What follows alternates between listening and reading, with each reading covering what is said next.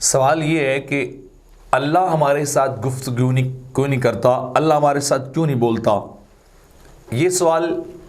آج بھی بہت زیادہ اٹھایا جا رہا ہے، اور انسانی فطرت کے اندر یہ سوال پہلے دن سے موجود ہے، بلکہ لوگوں نے بہت ساری ڈیمانڈز بھی کی انبیاء و مرسلین سے کہ اللہ ہمیں براہ راست کہے کہ تم ایمان لاؤ تو ہم ایمان لے آئیں گے، اللہ ہمارے ساتھ براہ راست گفتگو کرے، یا بلکہ کئیوں نے تو یہ بھی کہا کہ حتی نر اللہ جہرا، جب تک ہم براہ راست اللہ کو اپنی آنکھ سے نہ دیکھ لیں اتنی دیر تک ہم تم پہ ایمان نہیں لائیں گے۔ تو یعنی یا تو فرشتے اللہ بھیجے یا پھر اللہ خود آئے اور آ کر ہمیں کہے کہ تم مانو کہ یہ میرا نبی ہے اور میں نے اسے جو ہے وہ بھیجا گیا اور تم اس کی فالوئنگ شروع کر دو۔ تو یہ سوال شروع سے انسانی فطرت کے اندر پایا جانے والا وہ سوال ہے کہ جس کے بارے میں بار بار لوگ جو ہے وہ تفتیش میں مبتلا ہوتے ہیں، بار بار لوگ جو اس بات کی طرف جاتے ہیں کہ اللہ ہمیں براہ راست ہم سے گفتگو کیوں نہیں کرتا۔ تو قرآن مجید کے اندر اللہ رب العزت نے ارشاد فرمایا وما کان لبشر ان یکلم اللہ الا وحیا، کہ اللہ جب بھی کسی انسان کے ساتھ، بشر کے ساتھ گفتگو کرتا ہے تو اس کی تین صورتیں، پہلی الا وحیا او من وراء حجاب، دوسری صورت یہ ہے کہ پردے کے پیچھے سے، جیسے اللہ رب العزت نے موسیٰ علیہ السلام سے کلام کیا پردے کے پیچھے سے، یا یہ کہ اللہ ان کی طرف وحی بھیجتا ہے، دل کے اندر القاء کر دیتا ہے کسی بھی صورت کے اندر جو مختلف صورت وحی کی بیان کی گئی ان کے مطابق، یا پھر یہ او یرسل رسولا فیوحی باذنہ ما یشاء انہ علی حکیم، یا پھر اللہ فرشتہ بھیجتا ہے، ایسے قرآن کے اندر بھی ذکر ہے، احادیث کے اندر بھی ذکر ہے، جبریل بھی آئے اور دیگر فرشتے بھی انبیاء مرسلین کی بارگاہ میں آئے اور ان سے گفتگو کی۔ مطلب کہ قرآن کے اندر اللہ نے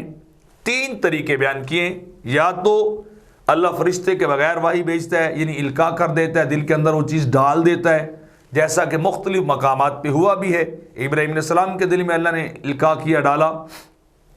یا پھر پردے کے پیچھے سے، یا اگلی بات یہ ہے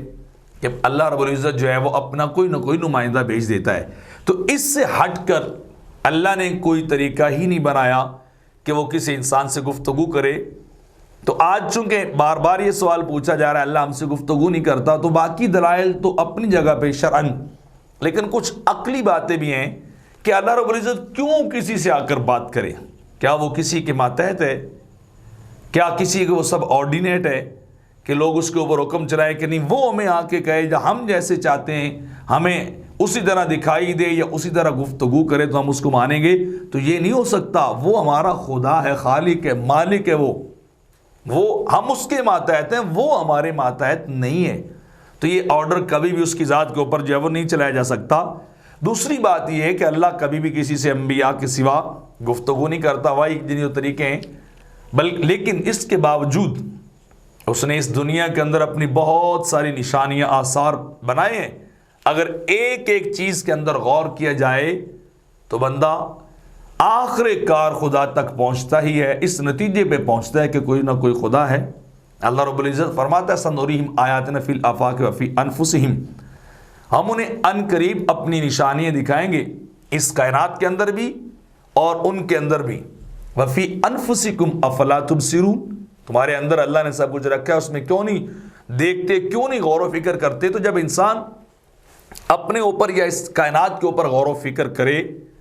تو آخر کار انسان اللہ کی ذات تک جو ہے وہ پہنچ جاتا ہے۔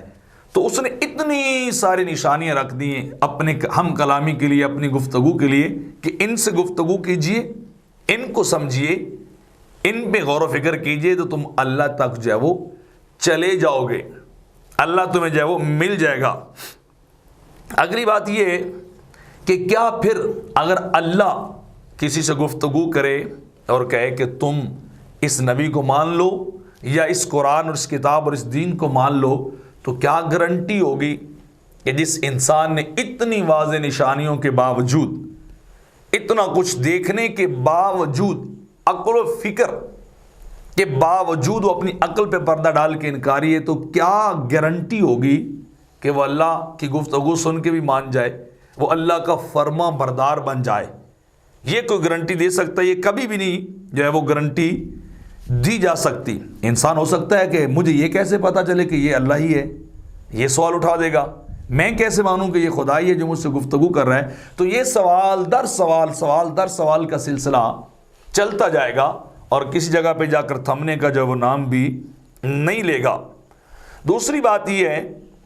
کہ جب تک ہم کسی کے وفادار نہ ہوں، ایک دنیا کا قانون ہے کہ جب تک ہم کسی کے وفادار نہ ہوں، اس کے مخالف بھی ہوں، کسی وڈیرے کے، کسی بڑے پاورفل آدمی کے، تو کیا وہ ہم سے گفتگو کرے گا، ہم سے ملے گا؟ کیا وہ ہمیں ٹائم دے گا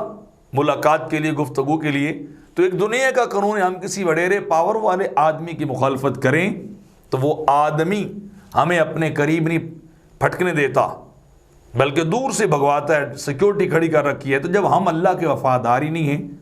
اللہ کو مانتے نہیں اور پھر اس سے ٹائم لیں، تو یہ تو دنیا کا کوئی قانون بھی نہیں کہتا۔ ہاں جو اس کے وفادار ہیں،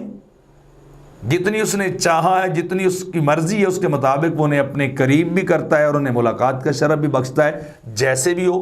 خواب کے اندر دیدار جو ہے وہ عطا ہو جاتا ہے، انوار و تجلیات جو ہے وہ دکھائے جاتے ہیں، تو وہ تو وفاداروں کے لیے ہیں، بندگی کے لیے، ان تعبد اللہ کانک تراہ، ماننے والوں کے لیے ہیں۔ ایک بغاوت بھی ہو، اس سے سرکشی بھی ہو، بدماشی بھی ہو، پھر فرمائشیں کی جائیں، میرے خیال میں دنیا کی کسی بھی قانون اور ملک کے اندر ایسا کبھی نہیں ہو سکتا۔ تو لہذا یہ ڈیمانڈ ہی جو ہے وہ غلط ہے۔ اور دوسری بات یہ بھی ہے کہ ہم کسی بادشاہ کے سامنے کھڑے ہوں،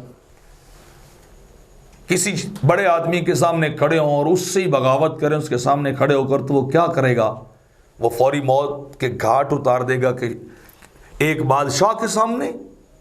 ایک پاورفل ذات کے سامنے کھڑے کو اسی سے بغاوت، اس کی جرت کیسی ہوئی کہ وہ اس کے سامنے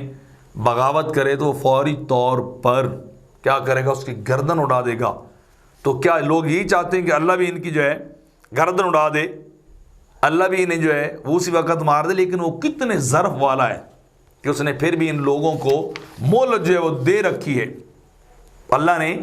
ان کو جو ہے کچھ نہ کچھ وقت دے رکھا ہے، شاید کل سمجھ جائیں، کل سمجھ جائیں، آنے والے کل سمجھ جائیں، اس سے اگلے دن سمجھ جائیں۔ تو اگر انسان کسی بھی صورت نہ سمجھے تو پھر وہ ان بطش ربک لشدید، اور یوم قیامت بھی اس نے بنا رکھا ہے اسی بات کے لیے کہ میں مہلت دے رہا ہوں، مہلت دے رہا ہوں، شاید سدھر جاؤ، شاید سنور جاؤ۔ تو جب نہ سدھریں نہ سنوریں تو پھر وہ یوم قیامت بندوں کو پکڑ کے اس کی سزا بھی دے گا۔